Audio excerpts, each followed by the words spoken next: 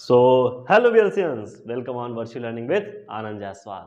हम लोग डे 5 में हैं और डे 5 में 75 स्मार्ट चैलेंज का डे 5 है। डे 5 में हम लोग आज बात करने वाले हैं सॉल्यूशन, और सॉल्यूशन का आज अंत होगा। अंत भला तो सब भला। तो यहाँ पर हम लोग अंत के लिए स्टार्ट करने वाले हैं, क्योंकि हमने सांद्रता के आधार पर बहुत सारी चीजें बात कर ली। मतलब कि विलेय की सांद्रता के आधार पर कैसे हम विलेय की सांद्रता के आधार पर और गणना कर सकते हैं, विलयन को समझ सकते हैं, उसमें हमने नॉर्मलता तक बातें क्लियर कर लिया था। आज हम लोग बात करने वाले हैं विलेयता। विलेयता क्या होती है? सबसे पहले मैंने पिछले टर्म पे बोला था कि विलेयता कि विलेय की वह अधिकतम मात्रा जो एक निश्चित ताप पर 100 ग्राम विलायक में घुली हो, वो उसकी उस विलयन में उपस्थित विलेय की क्या हो जाती है? विलेयता कहलाती है।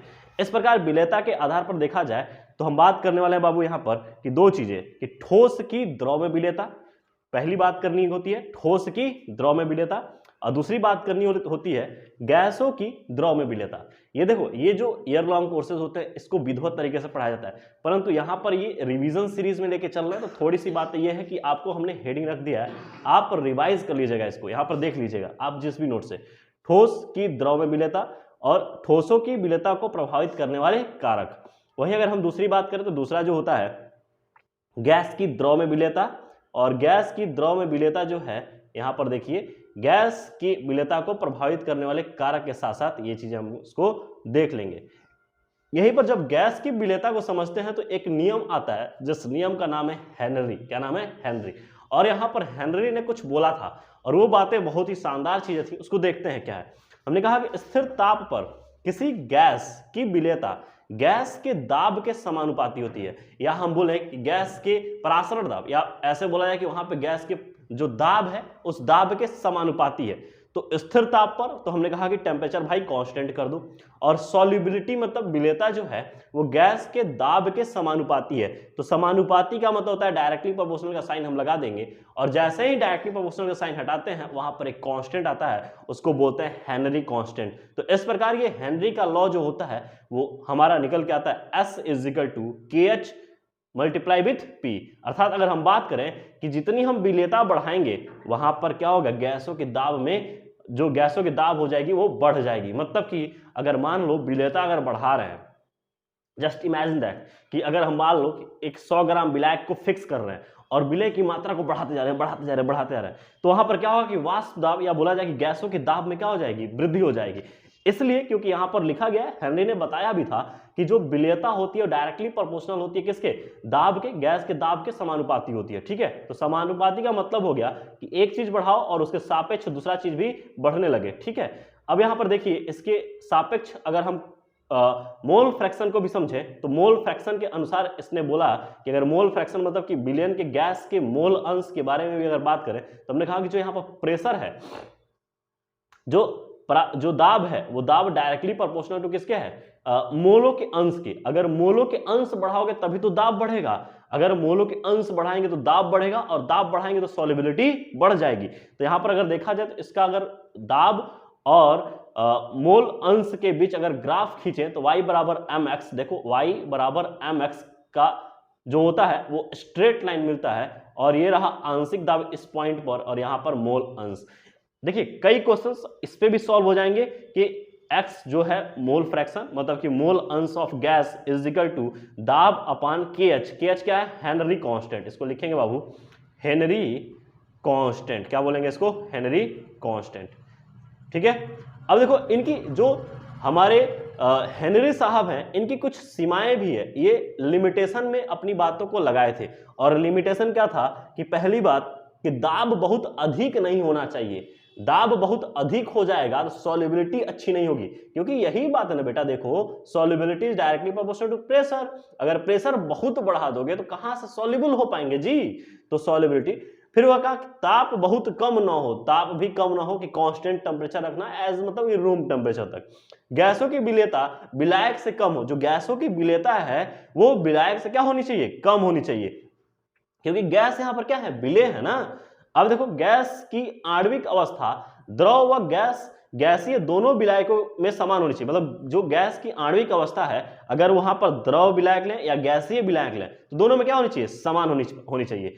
और इसका उपयोग किया जाता है बाबू ना सोडा वाटर में कार्बन डाइऑक्साइड की विलेयता बढ़ाने के लिए। जब आप देखोगे कि वो एक वायरल वीडियो भी हुई थी कि जिसमें सोडा वाटर में मतलब कि वाटर में कार्बन डाइऑक्साइड को बढ़ा के उसका खोलता है तो एक गैस निकलती है। तो वहां पर किया गया था एप्लीकेशन, इसका उपयोग होता है कि सोडा वाटर में CO2 की कार्बन डाइऑक्साइड की विलेयता को बढ़ाने के लिए इसका किया था और वहां पर प्रेशर के द्वारा ये की जाती है। ठीक है, अब हम बात करने वाले वेपर प्रेशर, वाष्प दाब।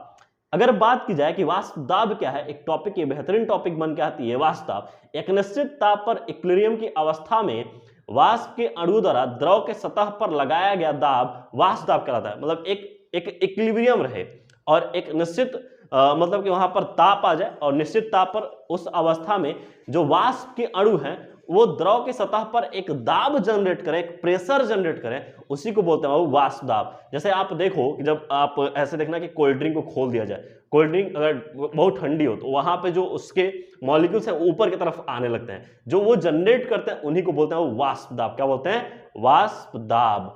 अब देखो वाष्प दाब में अवनमन की बात की जाए कि वाष्प दाब में अवनमन क्या हो जाएगा? अवनमन मतलब होता है कमी। तो अगर हम बात करें कि शुद्ध विलायक है, कोई शुद्ध विलायक ले लिया जाए, उस विलायक में अवाष्पशील विलेय मिलाया जाए तो उस वाष्प दाब में आई कमी को बोलेंगे वाष्प दाब अवनमन। तो अवनमन के लिए अगर बात करें कितनी कमी आई है, उस कमी को देखने के लिए हम यहाँ पर करेंगे P माइनस PS।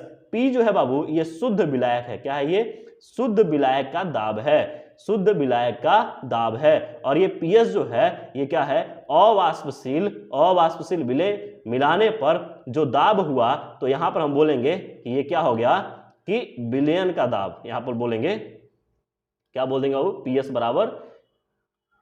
PS बराबर हम बोलेंगे, चूंकि ध्यान रखिए कि PS बराबर जो बोलेंगे वो बोलेंगे कि यहां पर शुद्ध विलायक नहीं, ये विलयन का दाब है। विलयन का दाब इसलिए बोल पा रहे हैं क्योंकि हमने क्या किया कि जो शुद्ध विलायक थे उसमें अवाष्पशील विलेय मिला दिया। तो अवाष्पशील विलेय मिलाने पर उसके दाब में एक कमी आ जाती है, उसी को बोलते हैं वाष्प दाब अवनमन। याद रखिएगा फॉर्मूले P माइनस PS। ठीक है, अब हम लोग बात करने वाले हैं यहाँ पर रिलेटिव डिप्रेशन इन वेपरिंग प्रेशर, या बोले कि वाष्प दाब में आपेक्षिक अवनमन।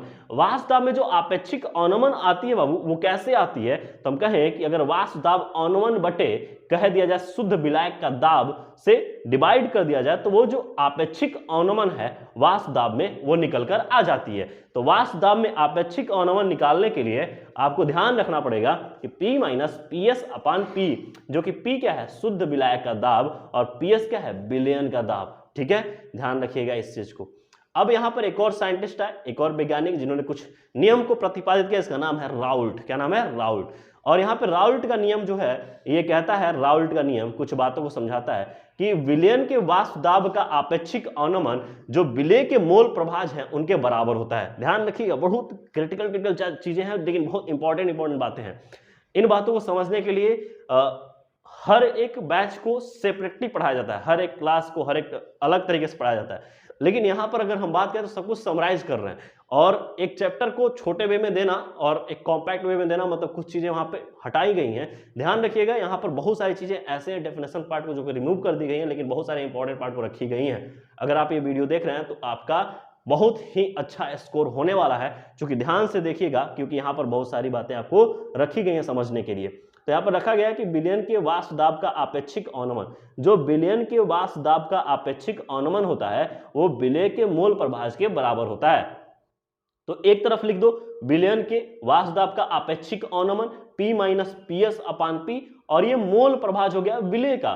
तो विलेय का मोल प्रभाज N अपान N प्लस N, N मोलों की संख्या, ये विलेय की मोलों की संख्या, ये विलेय की, ये कुल मोलों की संख्या। ठीक है, तो ये मोल प्रभाज यही होता है ना कि जो मोल प्रभाज का फॉर्मूला हमने आपको यही पढ़ा है कि किसी भी अगर मोल अंश, किसी भी सब्सटेंस का मोल अंश निकाल ले तो उसके मोल की संख्या अपान कुल विलयन में उपस्थित अवयव की मोलों की संख्या कर लो तो मोल प्रभाज निकल के आ जाएगा। तो यहाँ पर जो एक कैपिटल N जो लिखा है ये विलायक के लिए लिखा है और स्मॉल n विलेय के लिए। तो मैं यहाँ पर लिख दे रहा हूँ स्मॉल n बराबर विलेय के मोलों की संख्या। ठीक है बेटा, मोलों की संख्या। लेकिन यहीं पर जो कैपिटल N है वो क्या है कि विलायक की मोलों की संख्या, विलायक की मोलों की संख्या, बहुत बेहतरीन बेहतरीन चीज़ें हैं। देखो अभी ये पूरा थ्योरेटिकल पॉइंट रखा गया है। अगर हम बात करें तो अभी क्वेश्चंस का सेक्शन अलग रखे हैं हम। क्वेश्चन का सेक्शन जब आपको आएगा तो आपको एक एक चीज, हर एक चीज ब्रॉड सेक्शन में समझ में आ जाएगी कि कैसे क्या एप्लीकेशन, कैसे फॉर्मूले को अप्लाई करना है और कैसे हमको आगे एक एक चीज समझते हुए आगे बढ़ना है। तो यहाँ पर देखिएगा राउल्ट नियम की भी सीमाएं थी। राउल्ट ने कहा क्या, याद रखिएगा, राउल्ट नियम अगर लिखने को आ जाए तो 2 नंबर में लिखने को आएगा। राउल्ट नियम क्या है, तो आप कहोगे किसी भी विलयन का वाष्प दाब का आपेक्षिक अवनमन उसमें उपस्थित विलय के मोल प्रभाज के बराबर होती है। अब यहाँ पर इन्होंने नियम की सीमाएं भी लगाई थी और सीमा यह थी कि यह नियम जो है केवल तनु विलयनों पर लागू होता है, सांद्र विलयनों पर नहीं लागू होता है, तनु विलयनों पर। याद रखिएगा, तनु और सांद्र विलयन, ध्यान रखिएगा, तनु विलयनों पर लागू होता है। यह नियम वैद्युत अपघट्यों पर लागू नहीं होता है। आगे हम इलेक्ट्रोकेमिस्ट्री पढ़ाने वाले हैं, वहां पर हम राउल्ट्स नियम को नहीं लेके चलते हैं क्योंकि राउल्ट्स का नियम वहां पर विद्युत अपघट्यों पर लागू नहीं होता है। ठीक है, नोट पॉइंट एक चीज हमने लिखा है कि यह नियम उन विलयनों के लिए है जिसमें विलय की वियोजन तथा संयोजन न हो। मतलब कि यह नियम उनके लिए है जहां पर विलय का, मतलब विलयनों के लिए जहां पर विलय का ना ही वियोजन हो पाए, ना ही विलय वहां पर टूटे और ना ही विलय का वहां पर संयोजन हो, मतलब कि जैसे हैं वैसे उपस्थित रहे। ठीक है, अब देखो एक चीज है यहां पर जो कि बहुत अच्छी बातें हैं, थोड़ी समझनी पड़ेगी आपको, कि वो है आइडियल सॉल्यूशन। देखो सॉल्यूशन सर 2 प्रकार के हो गए तब तो, मतलब एक सॉल्यूशन जो ऐसा हो कि आइडियल हो और एक नॉन आइडियल। परंतु हम समझेंगे कैसे आइडियल क्या है, आदर्श विलयन कैसा है, उस विलयन को समझेंगे कैसे। तो आदर्श विलयन को समझने के लिए सबसे पहले राउल्ट चाचा से मुलाकात करेंगे और राउल्ट चाचा की बात अगर जो फॉलो कर गया, मतलब अगर हम बात करें कि घर में 2 बच्चे हैं और 2 बच्चे, एक ऐसा बच्चा है जो बहुत ही निहायती शुद्ध और आदर्श बच्चा है और एक निहायती विशुद्ध और अनादर्श बच्चा है। अनादर्श बच्चा में क्या होगा कि जो घर के जो बड़े बुजुर्ग हैं उनके नियमों का पालन नहीं करेगा, लेकिन जो आदर्श बच्चा है वो घर में जो भी उसके बनाए नियम है उन सब नियमों का पालन करेगा। जैसे अगर हम बात करें तो आइडियल सॉल्यूशन जो होता है वो आइडियल सॉल्यूशन राउल्ट्स के नियमों का पालन करता है। अर्थात राउल्ट के नियम में क्या था, अभी हम पढ़ के आए हैं कि वहां पर जो विलयन के जो वाष्प दाब में आपेक्षिक अवनमन है वो बराबर किसके हो जाएंगे, मोल प्रभाज के, किसके, विलय के मोल प्रभाज के बराबर हो जाएंगे। तो यहाँ पर अगर हम बात करें कि देखो ये राउल्ट में अगर देखा जाए कि राउल्ट ने कहा कि जो आइडियल सोल्यूशन वही आइडियल सोल्यूशन होंगे जो हमको फॉलो करेंगे। तो हमने कहा चलो देखते हैं इसे फॉलो कैसे करनी है। तो हमने कहा कि चलो विलयन ले लेते हैं ए प्लस बी, ए विलायक और बी प्लस विलय हो जाएगा। तो हमने कहा कि विलयन राउल्ट को फॉलो करता है, कंडीशन होगा, कंडीशन कौन सा कि कहेंगे कुल वाष्प दाब, या आपको बोले कि कुल दाब पीए प्लस पीवी, मतलब प्रेशर ऑफ ए और प्रेशर ऑफ बी। अब यहां पर पीए बराबर पीवी कैसे लिखेंगे, तो partial pressure of A into XA, XA क्या है, मोल फ्रैक्शन, ये एक्सए क्या है हम लिख दे रहे हैं, एक्सए बराबर क्या है, मोल अंश। बेटा ध्यान रखना ये छोटी छोटी बातें हैं, मोल अंश, ठीक है, पार्शियल प्रेशर आंशिक दाब और गुणित मल्टीप्लाई विथ किससे, आंशिक मतलब कि मोल प्रभाज या मोल अंश के मल्टीप्लाई करेंगे तो क्या हो जाएगा, वाष्प दाब ए निकल के आ जाएगा, मतलब प्रेशर ए का प्रेशर निकल के आ जाएगा, बी का प्रेशर, इन दोनों का कुल प्रेशर टोटल प्रेशर होगा इस विलयन के लिए। तो अगर हम बात करें यहां पर देखिए तो हम कहेंगे कुल विलयन का, अगर ये इसको उठा के पीए की जगह रख दें और इसको उठा के पीबी की जगह रख दें तो हमने कहा कुल विलयन का मतलब जो विलयन का दाब होगा वो P A partial pressure of A into X A plus partial pressure of B into X B. और यहां पर देखिएगा एक और चीज बहुत ही शानदार है, ये बोर्ड में पूछा जाता है ऑप्शनल में कि अगर बात की जाए कि आइडियल सॉल्यूशन के लिए, तो आइडियल सॉल्यूशन में जब विलय और विलायक को मिलाएंगे तो क्या वहां पर आयतन में परिवर्तन होगा, तो नहीं, आयतन में परिवर्तन नहीं होगा, मतलब मिक्स करने पर आयतन में परिवर्तन क्या हो जाएगा, 0 होगा। ठीक है, अब यहां पर बात की जाए कि दोनों अवयव को मिलाने पर जो एंथैल्पी परिवर्तन, ना ही उष्मा देनी पड़ेगी ना ही उष्मा खत्म होगी, मतलब कि उष्मा निकलेगी और ना ही उष्मा लगानी पड़ेगी, मतलब एंथैल्पी क्या होगी, एंथैल्पी परिवर्तन भी शून्य होगा। तो एंथैल्पी परिवर्तन भी शून्य होगा किसके लिए, आइडियल सॉल्यूशन के लिए। आइडियल सॉल्यूशन के लिए हर एक बुरी बात अच्छी बात क्या होगी, शून्य होगी, मतलब एकदम एक बहता हुआ पानी, एकदम स्थिर पानी। ठीक है, अगर हम बात करें आइडियल सॉल्यूशन में जो बॉन्ड है ए के बीच बॉन्ड जो होगा, बीबी के जो बीच बॉन्ड होगा वो बराबर किसके हो जाएगा, ए बी के। तो ए बी अगर बॉन्ड बन रहा है तो ये दोनों के बराबर होगा, ये ध्यान रखिएगा। इसमें हमने लिखा भी है कि आइडियल सॉल्यूशन में ए एंड बीबी के मध्य अन्योन्य क्रिया आकर्षण बल ए बी के मध्य अन्योन्य क्रिया के समान होती है, ध्यान रखिएगा बाबू। और यहीं पर अगर हम बात करें कि कैसा विलयन वो होगा जो आइडियल सॉल्यूशन कहलाएगा, तो हमने कहा आइडियल सॉल्यूशन के लिए बेंजीन ले लो, ये टोल्यूइन है C6H5CH3, ये क्लोरोबेंजीन है, ये ब्रोमोबेंजीन है, ये CCl4 SiCl4 CH3OH C2H5OH C2H4Cl2 और प्लस C2H4Br2, इनको मिक्स किया जाए तो ये सब क्या है, आइडियल सॉल्यूशन है। They all are ideal solution. क्या है ये, आइडियल सॉल्यूशन है। ये आइडियल सॉल्यूशन इसलिए है क्योंकि ये राउल्ट के नियमों का पालन करेंगे और आइडियल सॉल्यूशन में जो होने वाली कंडीशन है उन सारे कंडीशन को फॉलो करेंगे। ध्यान रखिएगा ये चीज, ठीक है। अब हम बात करें कि नॉन आइडियल सॉल्यूशन, वैसा सॉल्यूशन भी एक और होना चाहिए जो आदर्श विलयन से भिन्न हो। तो हमने कहा है वैसा विलयन जिसका नाम है अनादर्श विलयन। तो अनादर्श विलयन में क्या होता है, नॉन आइडियल सॉल्यूशन में वो राउल्ट के नियमों का पालन नहीं करती है। बाबू देखो, राउल्ट के नियमों का पालन नहीं करती हैं, उन्हीं विलयन को क्या बोलते हैं, नॉन आइडियल सॉल्यूशन बोलते हैं। इसमें कंडीशन क्या है कि ना ही ये मतलब pressure of A plus pressure of B ये इक्वल नहीं होंगे टोटल प्रेशर के। यहाँ पर partial pressure of A into X A plus partial pressure into B into X B, ये not equal to total pressure, ये बराबर कभी भी नहीं देखने को मिलेंगे। कुल प्रेशर बराबर नहीं होगा। यहाँ पर आयतन निगेटिव होगा, मतलब कि आयतन कभी जीरो नहीं होता है, not equal to zero. Delta H maximum होगा, नॉट इक्वल टू जीरो होगा। देखिए delta H maximum not equal to zero होगा, या सॉरी मिक्सर है, एंथैल्पी ऑफ मिक्सर मतलब कि जो एंथैल्पी परिवर्तन है वो जीरो नहीं होगा। यहां पर देखिएगा ए और बी कभी भी बराबर नहीं हो सकते हैं, घट बढ़ सकता है, कम होगा ज्यादा होगा। मतलब यहां पर एक चीज और समझ में आ रही है, नॉट इक्वल टू जीरो का मतलब दो कंडीशन है।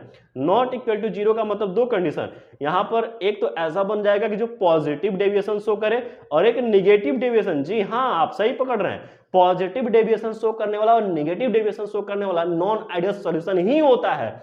अब सर पॉजिटिव डेविएशन क्या है, अच्छा पढ़ के तो आए नहीं हो, चलो हम पढ़ा देते हैं। ये देखो पॉजिटिव डेविएशन, जब टोटल प्रेशर ग्रेटर देन हो जाए पीए प्लस पीबी, मतलब कि पीए प्लस पीबी को ऐड करने पे जो टोटल प्रेशर हो वो अधिक हो जाए, तो इसी को बोलते हैं बाबू पॉजिटिव डेविएशन। और इसका फिगर भी देख लो, फिगर जब हम पढ़ते थे तो फिगर हमें नहीं समझ में आती थी, लेकिन फिगर को समझना इजी है। आप कैसे बोलोगे पॉजिटिव डेविएशन, मतलब कि उस पॉइंट से उसका डेविएशन क्या हो गया, उच्च हुआ है। लेकिन अगर यही आइडियल सॉल्यूशन होता, सब बराबर जीरो था, यहां पर उच्च है और यहां पर निगेटिव डेविएशन है, इनके भी कुछ कंडीशन है। पॉजिटिव डेविएशन में क्या होगा कि जो प्रेशर है, partial pressure of A into x का ग्रेटर होना चाहिए, मतलब कि यहां पर पीबी जो है वो भी अधिक होना चाहिए। जब अधिक होगा तभी इन दोनों का जोड़ क्या होगा, मतलब दोनों को कैलकुलेट करेंगे तो टोटल प्रेशर क्या हो जाएगा, अधिक आएगा। ये किसके लिए, पॉजिटिव डेविएशन के लिए। इसमें हमने कहा कि ए और बी जो मतलब कि सॉल्वेंट और सॉल्यूट के जो बीच के बंध हैं वो ग्रेटर होंगे किससे, सॉल्यूशन के। ये सॉल्यूशन के बंध है, ठीक है। तो सॉल्यूशन में बना जो बंध है उससे ग्रेटर होंगे बंध, ठीक है। और यहां पर एक और चीज ध्यान रखिएगा कि डेल्टा एच मिक्सर मतलब कि जो एंथैल्पी जो परिवर्तन है वो एंथैल्पी परिवर्तन ग्रेटर होगी जीरो से, मतलब कि पॉजिटिव शो करेगी। ग्रेटर जीरो का मतलब पॉजिटिव डेविएशन शो है बेटा।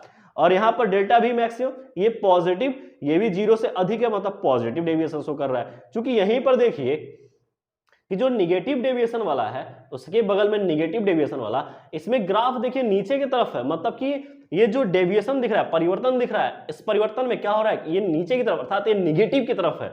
और यहां पर देखिए अब हमने कहा कि जो कुल प्रेशर होगा वो कम हो जाएगा और इन दोनों के बीच में जो बॉन्ड है सॉल्वेंट का और सॉल्यूट का बॉन्ड, ये वीकर हो जाएगा देन सॉल्यूशन के बॉन्ड से। ध्यान रखिएगा, सॉल्यूशन में जो बॉन्ड फॉर्मेट हुए हैं उससे वीकर हो जाएगा। और यहां पर डेल्टा एच मिक्सचर जो होगा वो निगेटिव प्राप्त होता है, नॉट इक्वल टू जीरो, मतलब नॉट इक्वल टू जीरो मतलब कम होगा। और यहां पर कम हुआ मतलब निगेटिव डेविएशन, मतलब कि यहां पर जो एंथैल्पी है वो परिवर्तन वो नीचे की तरफ, अंदर की तरफ, नीचे की तरफ मतलब निगेटिव परिवर्तन दिख रहा है। और यहां पर जो आयतन में परिवर्तन है वो भी निगेटिव शो कर रहा है, ठीक है। अब इसके कुछ एग्जांपल भी है, एग्जांपल भी देख लो। एग्जांपल इसलिए है क्योंकि यहां पर कुछ बातें ऐसी हैं कि जो बच्चे बोर्ड वाले हैं, बोर्ड के बाद वो सीयूईटी भी देने वाले हैं, और सीयूईटी में किसी का चॉइस बी फार्मा होगा, बायोटेक होगा, किसी का बीटेक होगा, तो उसमें ये सब क्वेश्चंस डाले जाते हैं। और ये क्वेश्चंस इसलिए ताकि आपके मेंटल लेवल को जज किया जाता है, देखा जाता है कि आपने क्या क्लास 12th में ये सब चीजें पढ़ रखा है या नहीं। अगर नहीं पढ़ रखा है तो पढ़ लो बेटा, ये समय है, ठीक है। हालांकि यहां पर कुछ बातें और समझनी है। ये देखो एथेनॉल और एसीटोन के मिक्सचर को हम बोलेंगे कि ये पॉजिटिव डेविएशन है।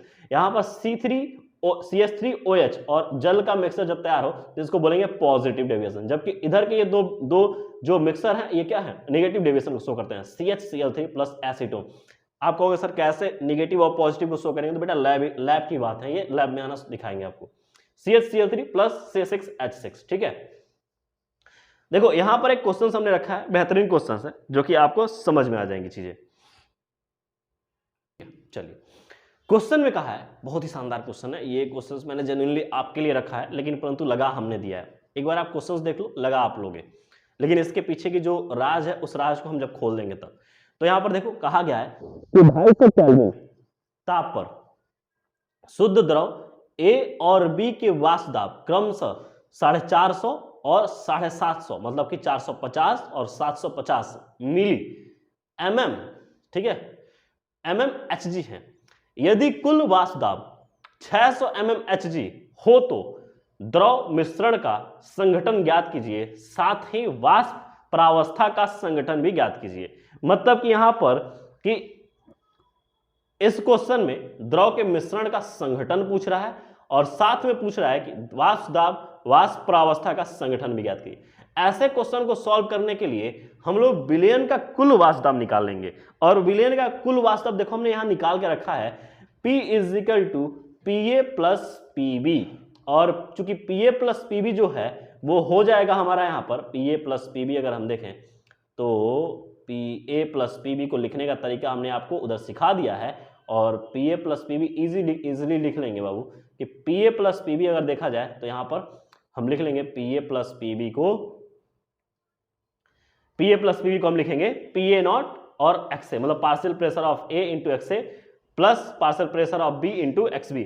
और XA प्लस XB अगर देखा जाए कि अगर किसी भी विलयन का कुल वाष्प दाब निकालते हैं तो वहां पर इसको इक्वल टू 1 माना जाता है, जिसके वजह से XA बराबर हो जाएगा 1 माइनस XB, और यहां पर XA की जगह इस चीज को रख दिया जाए तो हमारा कुल वाष्प दाब निकल के आता है PA नॉट, मतलब कि partial pressure of A plus XB, और क्या हो जाएगा PB not minus PA not, ठीक है। अब यहां पर देखो कि अब इसी को कैलकुलेट कर दिया हमने, इस चीज को बाहर कर दिया, XB को बाहर कर दिया, जबकि यहां पर PB माइनस PA को ऐसे ही रहने दिया, अब प्लस PA नॉट को इधर ले गए, तो हो गया यहां पर P = जो टोटल प्रेशर है, टोटल प्रेशर = XB क्या है, मोल फ्रैक्शन ऑफ B, और यहां पर PB not minus PA not is plus PA not, ठीक है।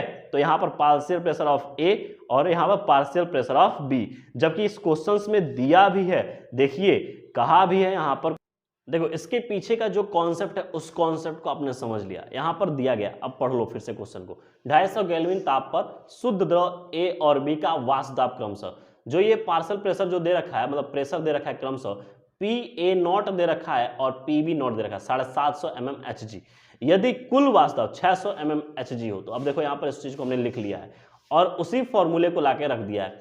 अब चूंकि यहां पर XB हमको नहीं ज्ञात है तो हमने क्या कर दिया कि यहां पर XB निकाल लेंगे, और XB निकालेंगे कैसे, हमने कहा ये देखो यहां से ये 750 माइनस यहां पर 750 माइनस 450, ये करीब आएगा 300, और ये 600 माइनस इधर कर दिया जाए 450 तो ये हो गया 150, तो 300 XB, इसकी वजह से 300 XB यहां लिख दिया, और इसको इधर कर दिया तो 150 हो गया, ये हो गया 150। अब यहां पर 150 बटे 300 कर दिया, और 150 बटे 300 करने के बाद हमको रिजल्ट निकल के आता है 0.5, और देखो यहाँ पर 0.5 निकल के आया, तो हमने इस फॉर्मूले को यहाँ पर उपयोग में लिया है। इस फॉर्मूले में देखिए ध्यान से कि इस फॉर्मूले को उपयोग में लेने के बाद हमने यहाँ पर रख दिया है कि XA = और 1 माइनस XB, चूंकि XB अभी निकाला आपने, XB निकल के आया हमारा कितना, XB निकल के आ गया 0.5, तो जैसे ही XB 0.5 आ गया, 1 माइनस 0.5 किया हमने, तो यहाँ पर हो गया 0.5, और ये हमारा टोटल जो यहाँ पर कुल प्रेशर है वो कुल प्रेशर यहाँ पर दे ही रखा है, और यहाँ पर एक संघट्ट का निकाल लिए। इस प्रकार अगर हम PA का निकाल सकते हैं तो XB यहाँ निकाल लिए हैं, इस प्रकार हम PB भी निकाल सकते हैं। PB बराबर क्या हो जाएगा, और क्वेश्चन में पूछा यही है बाबू, देखिए क्वेश्चन में क्या पूछा है ध्यान से कि वाष्प प्रावस्था का संघटन ज्ञात कीजिए, तो साथ ही में मिश्रण ज्ञात कर लिए, मिश्रण XA और XB निकाल लिए, और साथ में मिश्रण के साथ निकाले वाष्प प्रावस्था का संगठन भी ज्ञात करिए। तो वाष्प प्रावस्था का संगठन भी ज्ञात हमने कर लिया, और एक तो हमने पी ए निकाल लिया, दूसरा आप पी बी निकाल सकते हो, और पी बी के लिए क्या लिख दोगे, P B naught into X B, और पी बी नॉट दिया शायद 750 और एक्स बी आपने निकाल लिया 0.5, और ये आप आराम से यहाँ रख के निकाल सकते हो, कोई दिक्कत नहीं है। अब हम लोग लास्ट टॉपिक जो पढ़ने वाले हैं वो है कॉलिगेटिव प्रॉपर्टी, जिसको बोलते हैं अणुसंख्य गुणधर्म। ये बहुत ही इंपॉर्टेंट है, यहाँ से क्वेश्चंस हमेशा बने हैं बोर्ड में। अगर आपने यहाँ से ये चीजें देख भी लिया तो ये आपके जो क्वेश्चंस है जो बोर्ड में बनने वाले हैं वो आपके लिए इजी हो जाएंगे। तो ध्यान से देखिए इसमें कि कहा गया है कि अणुसंख्य गुणधर्म, अणुसंख्य गुणधर्म क्या होते हैं, तो हमने कहा कि विलयन के कुछ गुणधर्म जो भौतिक गुणधर्म है, जो कि डिपेंड करता है कि उसमें विलय के घुलनशील कण की मात्रा या संख्या पर डिपेंड करता है, उसी को हम बोलते हैं अणुसंख्य गुणधर्म।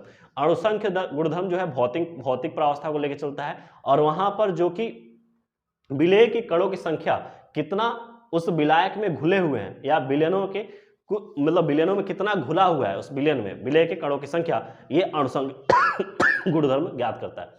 इन गुणों का संबंध विलय की प्रकृति एवं संगठन से नहीं होता है, कि विलय के संगठन कितने से है, इनसे नहीं है, और ना ही इनमें विलय की प्रकृति से डिपेंड करता है। तो अब यहां पर हम बात करने वाले हैं कि विलयनों के गुणधर्म अणुसंख्य, या बोला जाए कि विलयनों के गुणधर्म अणुसंख्य गुणधर्म कहलाते हैं। तो मतलब अगर बात की जाए इन सब चीजों को समझना, विलयनों का गुणधर्म है और ये विलयन के गुणधर्म अणुसंख्य गुणधर्म कहलाते हैं। और यहाँ पर सबसे पहला है परासरण दाब, दूसरा है वाष्प दाब में आपेक्षिक अवनमन, तीसरा है हिमांक में अवनमन, और चौथा है क्वथनांक में उन्नयन। तो यहाँ पर परासरण दाब हमने पढ़ लिया है, नहीं पढ़ा है तो सबसे पहले परासरण दाब देख लेते हैं। ठीक है, परासरण दाब होती क्या है समझिएगा, किसी विलयन के अर्धपरागम्य झिल्ली द्वारा, मतलब किसी विलयन को अर्धपरागम्य झिल्ली द्वारा विलायक को पृथक करने के लिए लगाया गया अतिरिक्त दाब परासरण दाब कहलाता है। मतलब कि यहां पर देख लो कि अगर हम बात करें कि सबसे पहली बात कि आपने चाय वाय बनाया और चाय छन्नी द्वारा चाय को छान रहे हो, उस पर एक दाब लगा रहे हो, हाथ से दाब लगा दिए, वही तो एक परासरण दाब है। जी हाँ, लेकिन हम उसको केमिस्ट्री के लैंग्वेज में समझेंगे तो इसको डेफिनेशन द्वारा देंगे कि किसी विलयन को अर्धपरागम्य झिल्ली, विलयन मतलब कि उसमें सब कुछ मिक्स है, अर्धपरागम्य झिल्ली द्वारा विलायक को पृथक करने के लिए लगाया गया अतिरिक्त दाब परासरण दाब कहलाता है। नोट माय पॉइंट, ध्यान रखिएगा। परासरण दाब पाई से लिखते हैं, पाई बराबर CRT, आपने पढ़ा होगा।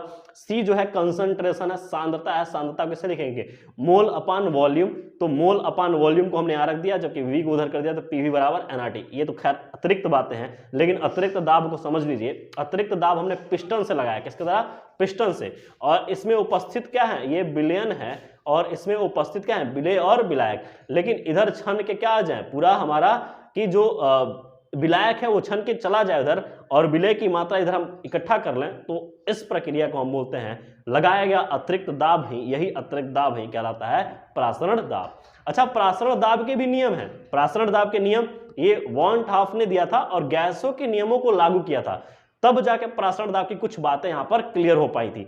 और उसको क्लियर करने के लिए वॉन टॉफ ने सबसे पहले बॉयल्स के नियम को लाया था, और बॉयल्स का नियम कहता है बाबू कि टेम्परेचर कांस्टेंट कर दो, तो वहां पर जो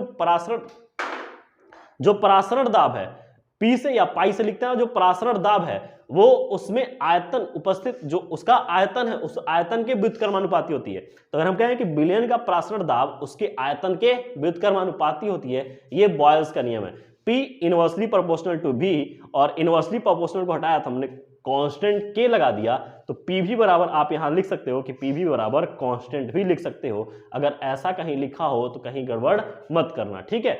अब देखो चार्ल्स लॉ, जो चार्ल्स लॉ है, पाई या P is equal to constant, V is directly proportional to T, और V को जब डायरेक्टली प्रोपोर्शनल हटाते हैं तो K इंटू T आ जाता है, और V बाई T बराबर, यहाँ पर ऐसे कर सकते हैं V बाई T बराबर नियतांक। और इस नियतांक को यदि अगर बिलियन, 2 बिलियन डाले गए हैं या दोनों बिलियन की सापेक्ष अगर बात कर रही है, तो इस क्वेश्चन को सॉल्व करने के लिए हम लगा सकते हैं V1 T1 बराबर V2 अपान T2, V1 अपान T1 बराबर V2 अपान T2। वहां पर P1 V1 बराबर P2 V2 कर सकते हैं। यहाँ पर सॉल्व करने के लिए P1 V1 बराबर P2 V2 कर सकते हैं। किसके लिए, चार्ल्स के लिए, सॉरी ये बॉयल्स के लिए, और ये चार्ल्स के लिए। अब यहाँ पर छोटा सा एक टॉपिक हमारा आता है, वो है कि इसी से हम बात करें अणुसंख्य गुणधर्म में ही, तो हमने कहा कि दूसरा हमारा टॉपिक है, अच्छा वाष्प दाब में आपेक्षिक अवनमन पढ़ा चुके हैं, विलयन के वाष्प दाब में आपेक्षिक अवनमन पढ़ा चुके हैं, ठीक है। तो यहाँ पर अब हम लोग बात करने वाले हैं कि हिमांक अवनमन। हिमांक अवनमन क्या है, तो हिमांक अवनमन को समझने के लिए हम देख रहे हैं कि हिमांक अवनमन डिप्रेशन इन फ्रीजिंग पॉइंट जो कि अणुसंख्य गुणधर्म है, तो यहाँ पर हम लिखेंगे डिप्रेशन इन फ्रीजिंग पॉइंट। तो आप यहाँ पर टिक करिए, जब भी आप इसको पढ़िए तो हिमांक अवनमन को समझिएगा depression in freezing point, depression in freezing point. अब देखिएगा फ्रीजिंग पॉइंट मतलब कि फ्रीजिंग पॉइंट में आई कमी, तो हम कहें जब किसी विलायक में अवाष्पशील विलेय मिलाते हैं तो उसके वाष्प दाब में कमी के साथ हिमांक में भी कमी आ जाती है। वाष्प दाब में तो कमी आती ही है, लेकिन उसके साथ उसमें क्या आ जाती है, हिमांक में भी कमी आ जाती है। यह हिमांक में आई कमी क्या कहलाती है बाबू, कि उसकी हिमांक में आई कमी ही हिमांक अवनमन कहलाती है। जैसे मान लो कि हम एक मतलब अगर कहें कि 1 लीटर जल को जब ठंडा करते हैं तो ठंडा करने में टेम्परेचर हमको ज़्यादा देना पड़ता है, लेकिन अगर वहीं पर हम कहें कि हम किसी विलयन को या हम बोले कि चीनी और पानी के घोल को ठंडा करने लगे हैं तो उसमें क्या होगा कि हमको जमने में टाइम कम ही देना पड़ेगा, मतलब कि ताप कम देंगे तब भी वो जम जाएगा। तो यहाँ पर देखो बाबू हम कह रहे हैं कि जो शुद्ध विलायक है उसके लिए T1 और जो T2 है वो क्या है, इसमें अवाष्पशील विलेय मिला दिए तब जो उसमें प्रेशर टेम्परेचर में या हम बोले कि वहाँ के वाष्प दाब में क्या आ गई, कमी आ गई। तो यहाँ पर हम बोलेंगे डेल्टा TF मतलब कि टोटल यहाँ पर जो हिमांक अवनमन है वो हिमांक अवनमन बराबर हो जाएगा विलायक का हिमांक माइनस विलयन का हिमांक। ठीक है, तो ये चीज ध्यान रखिएगा। अब इसी से एक टॉपिक छोटा सा और जुड़ता है जो कि बहुत ही महत्वपूर्ण बात है कि मोलल अवनमन स्थिरांक, और मोलल अवनमन स्थिरांक को लिखते हैं बाबू KF से। किससे लिखेंगे, KF से। फ्रीजिंग पॉइंट है ना, ठीक है, फ्रीजिंग पॉइंट कांस्टेंट है। मोलल अवनमन स्थिरांक, तो कहा गया किसी विलायक में 100 ग्राम में, किसी विलायक के 100 ग्राम में अवाष्पशील विलेय के अणु को घोलने पर उसके हिमांक में जो कमी आती है वही मोलल अवनमन स्थिरांक KF कहलाती है। और KF के लिए फॉर्मूला हो जाएगा, ये फॉर्मूला सबसे इंपॉर्टेंट है, यहां पर हम स्टार लगा दे रहे हैं क्योंकि इसी फॉर्मूले पे आपको बोर्ड में क्वेश्चंस देखने को मिलेंगे। तो KF बराबर हो जाएगा डेल्टा TF इंटू MB, और MB क्या है यहाँ पर, मोलर मास ऑफ B, और WA molar mass of B मतलब ये विलेय का है और ये विलायक का है। तो भार, ये विलायक का भार और ये विलेय का भार, तो हम लिख दे रहे हैं ये क्या है, विलायक का भार, और ये हो जाएगा कि विलेय का भार, और ये मोलर मास है, मतलब मोलर मास मतलब molecular weight, molecular weight of B। Delta TF बराबर हमने अभी लिख के आए बाबू T1 माइनस T2। तो अगर हम इसको लिखना भी चाहें तो ऐसे एक और फॉर्मूले दे सकते हैं, तो KF बराबर लिखेंगे T1 minus T2 multiply with MB और इंटू WA अपान हो जाएगा 1000 इंटू WB। ठीक है, तो इस चीज को ध्यान रखिएगा। ठीक है, ये चीज आसानी है, ठीक है, आसान से समझ लीजिए। अब यहां पर देखिए क्वथनांक उन्नयन जो कि लास्ट टॉपिक है, क्वथनांक उन्नयन। अगर इस बात को अगर आप समझ ले रहे हैं, हर एक चीजें आपको समझ में आ रही है, तो प्लीज कृपया करके आप इस वीडियो को अपने दोस्त यार जो भी हैं उनको शेयर करिए और लाइक और कमेंट जरूर करो बाबू। लाइक और कमेंट करते हो तो इससे हमारे जो भी हमारे भी प्रोत्साहन हमको भी मिलता है कि हमारे बच्चों को समझ में आ रहा है, हमारा काम पॉजिटिवली डन हो रहा है, तो इससे हमको भी पॉजिटिव फीडबैक मिलता है, जिससे कि हम आपके लिए और बेहतर करने के लिए तत्पर तैयार होते हैं। अब ये चैप्टर आपके लिए पैक हो गया है। अब इस चैप्टर को पैक करने के बाद आप आराम से क्वेश्चंस लगा सकते हो। क्वेश्चंस के लिए आप PDF परचेज कर सकते हो, या अगर आपके पास बुक है तो आप उसको डन करिए। अगर बुक नहीं है तो यहाँ पर PDF परचेज करिए। कहीं हमको लिंक में कहीं भी लिंक करके आप कमेंट करिए या बोलिए कि सर PDF कैसे मिलेगा, उसको हम लोग आपको पूरा गाइडलाइन दिया जाएगा कैसे PDF आपको मिलेगा। ध्यान रखिए इन सब चीजों का। अब हम बात करने वाले क्वथनांक उन्नयन। तो हमने कहा कि जब किसी विलायक में अवाष्पशील विलेय मिलाने पर उसके क्वथनांक में हुई वृद्धि क्वथनांक उन्नयन कहलाती है। मतलब कि अगर बात की जाए कि जब किसी विलायक में अवाष्पशील, पहले भी अवाष्पशील विलेय मिला रहे थे तो वहां पर फ्रीजिंग पॉइंट में कमी आ जा रही थी। अब यहाँ पर जब हम उसमें कुछ मिला देते हैं तो उसमें फ्रीजिंग टेम्परेचर में क्या आती है, उसमें वृद्धि आती है, मतलब उसके बॉइलिंग पॉइंट में अब हमको वृद्धि करनी पड़ेगी। तो हम कहें कि अगर मान लो कि अगर हम यहाँ पर कह दें कि ये शुद्ध विलायक था और शुद्ध विलायक में हम इसको दे रहे थे T1 और जैसे ही हमने इसमें अवाष्पशील विलय मिला दिया तो इसको अब हमको देना पड़ेगा T2 और T2 इज ग्रेटर देन हो जाएगा T1। तो हम यहाँ पर बोलेंगे जो यहाँ पर क्वथनांक उन्नयन होगा delta TB is equal to T2 minus T1। अब इसी के साथ एक और छोटा सा टॉपिक कवर कर लिया जाए जिसका नाम है मोलल उन्नयन स्थिरांक। मोलल उन्नयन स्थिरांक जब हम बात करते हैं तो मोलल उन्नयन स्थिरांक के लिए हम लिखते हैं बाबू, जब किसी विलायक के 100 ग्राम, जब किसी विलायक के 100 ग्राम में किसी विलेय के 1 ग्राम, छोटा सा हम अणु ले रहे हैं, 1 ग्राम अणु को घोलने पर उसके क्वथनांक में जो वृद्धि आती है, क्वथनांक मतलब उसके बॉइलिंग पॉइंट में जो वृद्धि आती है उसे ही मोलल उन्नयन स्थिरांक कहते हैं। और इसके लिए हमने एक फॉर्मूला रखा है कि अगर ऐसा चीज आपको दिख रहा है, मोलल उन्नयन स्थिरांक पूछ रहा है, तो delta KB is equal to, अब यहाँ पर देखो इसके लिए मोलल उन्नयन स्थिरांक के लिए क्या लिखेंगे, वहां पर हम लिख रहे थे T1 माइनस T2, यहाँ पर क्या लिखेंगे T2 माइनस T1। ये ध्यान रखिएगा, ये बेहतरीन चीज है, T2 minus T1 into MB क्या है, मोलर मास, मोलर मास मतलब मॉलिक्यूलर वेट किसका, B का, B मतलब विलेय का, और ये विलायक का भार यहाँ पर 1000 और ये क्या हो गया विलेय का भार। तो इन सब चीजों को समझते हुए हमने इस टॉपिक को किया है कंप्लीट। तो इस प्रकार हमारा चैप्टर होता है कंप्लीट और हमने लिखा आपके लिए थैंक यू कि आपने इस लेक्चर को कंप्लीटली देखा और पूरा देखने के बाद आपने इस लेक्चर को देखकर आपने समझा कि बिलियन कितना इजी है और जो आपके लिए टफ टास्क था वो हमने इजी कर दिया 2 लेक्चर्स में, जो कि 1 शॉट ही आना था, लेकिन कुछ प्रॉब्लम की वजह से हम लोग अभी इसको तोड़ के दे पा रहे हैं, जो कि आपके लिए अब ये कंप्लीटेड है और कंप्लीट हो गया। अब यहाँ पर आप क्वेश्चंस को सॉल्व कर सकते हैं, जो भी बिलियन से रिलेटेड प्रीवियस ईयर क्वेश्चंस आपको दिख रहे हैं आप सॉल्व करिए, नहीं क्वेश्चंस दिख रहे हैं तो क्वेश्चंस हमसे लीजिए, PDF परचेज कर लीजिए और PDF आप उससे क्वेश्चंस को लगाइए, ठीक है। सो थैंक यू बियल्सियंस, मिलते हैं नेक्स्ट लेक्चर में।